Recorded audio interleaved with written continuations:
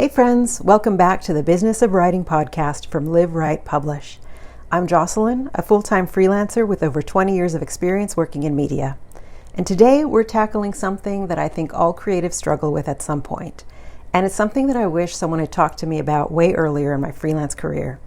And that is how to stop thinking like a broke freelancer.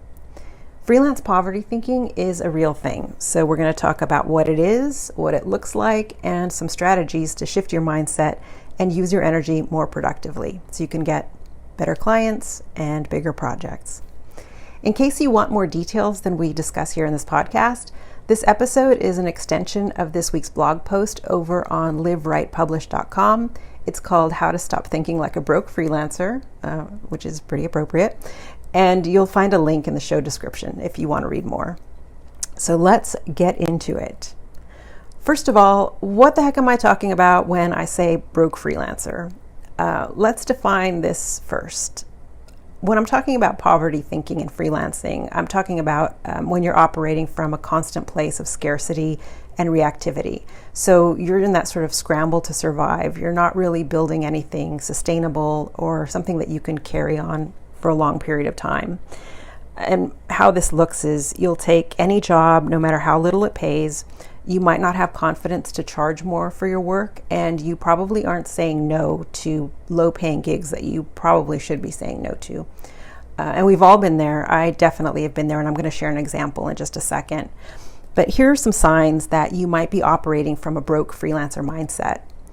The first one is you may take on low-paying projects because you're scared to say no, or you're scared, oh, this might be the only project I get and there won't be more work coming, and just sort of that sort of panic mentality. Second, you avoid raising your rates because you think your clients will leave you. And that could be a whole episode in and of itself. But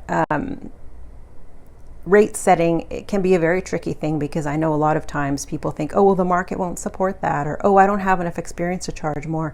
But the fact is, you can work with your rates and finesse them and work your way up. You don't have to take, bottom of the barrel rates, especially if you have some experience. And finally, a lot of times people equate being busy with being successful. But being busy is just busy. If there's no bigger strategy or plan behind it, you're just kind of spinning your wheels. And so a lot of times that can contribute to a sort of poverty mindset of, oh, well, I'm not going to have any money unless I'm constantly busy all the time, working all night, working weekends, et cetera, et cetera. And one of the ways that this compares to being a more strategic freelancer is when you start thinking about strategy and bigger picture, you start thinking about building your business over the long term. So you start looking at it from, okay, how can I build a sustainable and steady source of income that builds on my experiences, it builds on my knowledge base, it also values my time more. So when you start thinking more like a strategic business owner, freelancer, you start choosing projects and clients that are more aligned with your interests and your goals. And you start building processes around what you do so that it supports your longevity in your career. And it makes sure that you have staying power, you're not burning out, you have a plan for the long run, and you can actually do this for a long period of time. So before I start talking about some strategies to shift your mindset, let me tell you about why I decided to talk about this. Back when I was in grad school, I was completely buried in the content mill grind. And if you're not familiar with content mills, these were online platforms where you could log in and you would grab assignments like, top 10 dog breeds for families, or 8 ways to unclog a drain, or, whatever keywords were trending in the moment. These websites would just have lists and lists of titles, and you would go in and write, 300 to 400 word articles that were SEO optimized, and you would get maybe $30 a post. That was pretty standard back when I was doing that. And it basically is the stuff that they're using AI to write today. I don't really know if there are any content mills that still exist anymore because, AI has pretty much wiped that out. But it was a thing. And obviously it isn't hard work. I could easily crank out 2 or 3 articles an hour if I picked titles on the same topic. So I could just research it once, and then I could churn out 5 or 6 articles on that subject over the course of a couple of hours. And on paper, this seems really great because you're making $60 to $90 an hour, and it sounds like fantastic money, and wow. But in reality, it's completely unsustainable because, first of all, I don't know if you've ever tried to write 5 articles on how to unclog a drain. It's really difficult.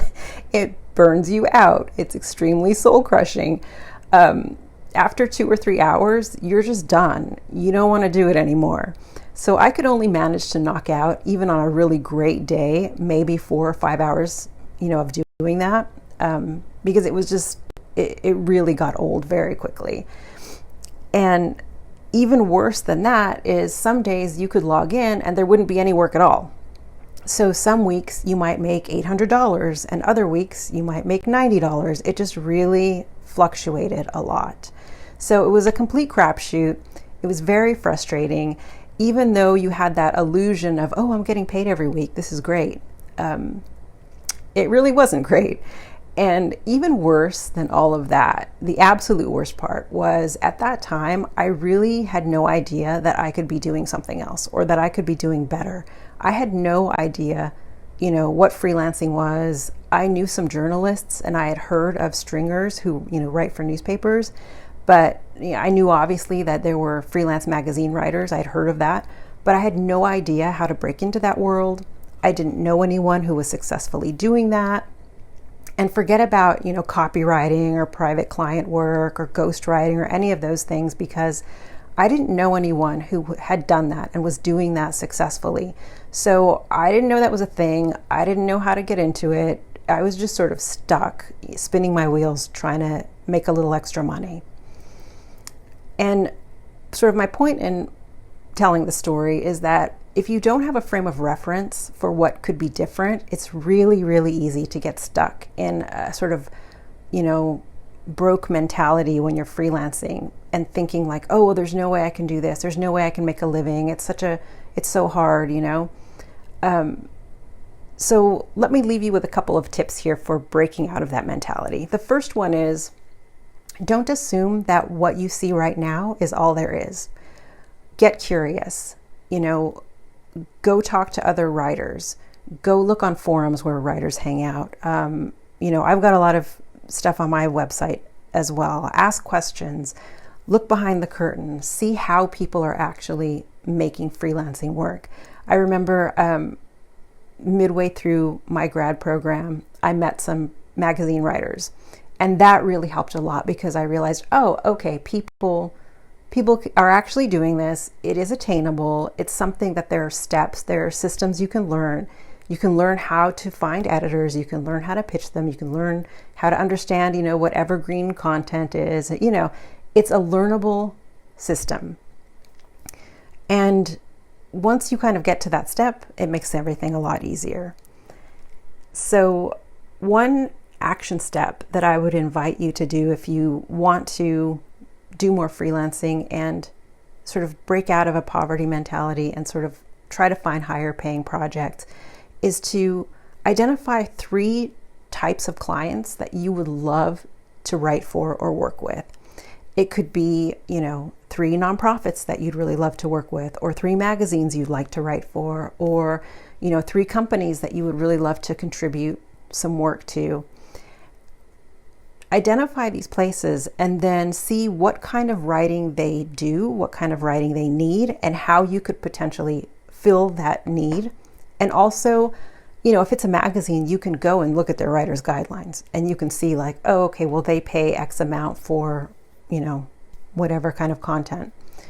So make a list and have that list as sort of like a dream list, because it'll give you something to aspire to, something to work toward. And then as you start to make progress toward that, you can start crossing those off your list, and it feels pretty good and it gives you confidence. And it will pivot you out of that mindset. And speaking of pivoting, let's talk about how to actually make that mental shift. There are a few things you can do to sort of shift out of survival mode and into, freelance business owner mode. And, I'm going to give you a couple of things here, and you might want to grab a pen or maybe open a document to jot down some thoughts as we work through this. And the first thing I would invite you to do is ask yourself, what does a sustainable freelancing life actually look like for me? And I mean, really write it down. What do you want your day to look like? What kind of projects do you want to be working on? Do you want to be working, let's say, for example, nonprofits. I went through a period of my career where I helped a lot of nonprofits with their grants and their grant narratives and helping them with fundraising efforts. So if that's something that you're interested in, really look at, okay, what are the things I want to be doing? What are the skills I need to have in order to get those kind of gigs? And who are the people that I really need to reach out to make connections? Next, take a look at what you're currently doing. So what gigs do you currently work on? What projects are you currently doing? What things are draining you? What things do you want to let go of? And also, what things are energizing you? Who are the people that you love working with? What are the projects that really get you excited? What kind of work really makes you love what you do? Over time, you'll be able to focus more on those kind of projects and sort of feel more comfortable letting go of the things that are draining or that, aren't really sustainable for your life. And finally, be sure to schedule time to rest and recoup and daydream and brainstorm.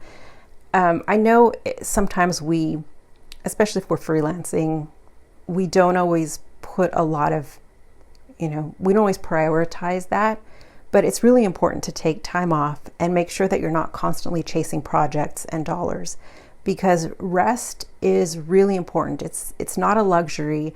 It's actually part of your business strategy, at least in my opinion. When I was first starting out and I was trying to do the grind and the hustle and doing that whole thing, I actually didn't do as much as I do now that I'm a little bit more cautious with my energy and I take more time off and I'm more strategic about what I say yes to.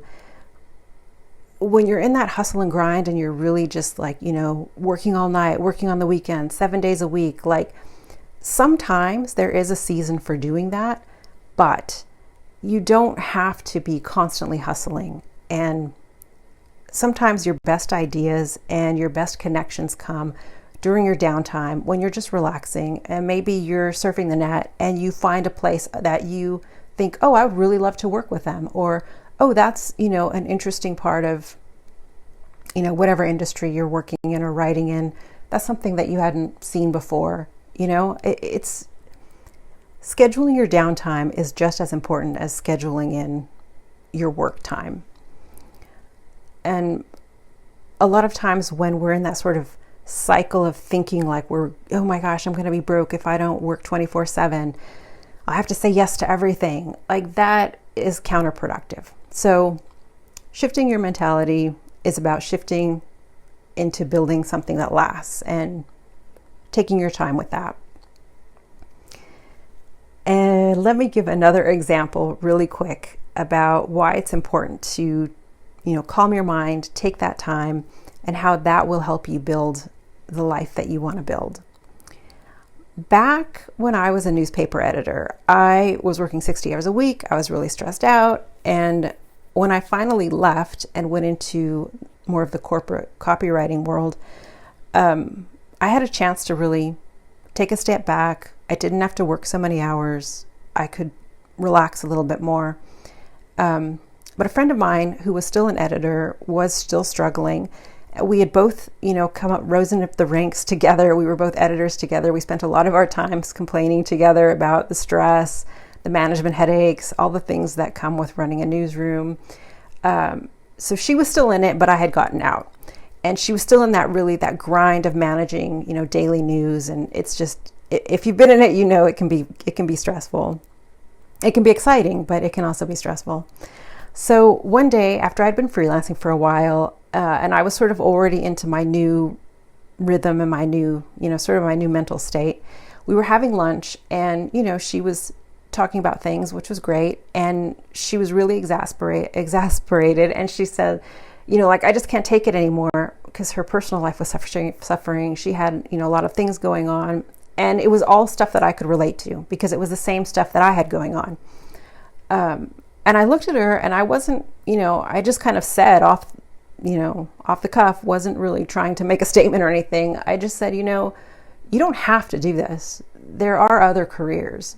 And she just had this look come over her face, like, oh, well, duh, of course. Like, why didn't I think of that? It seems so obvious.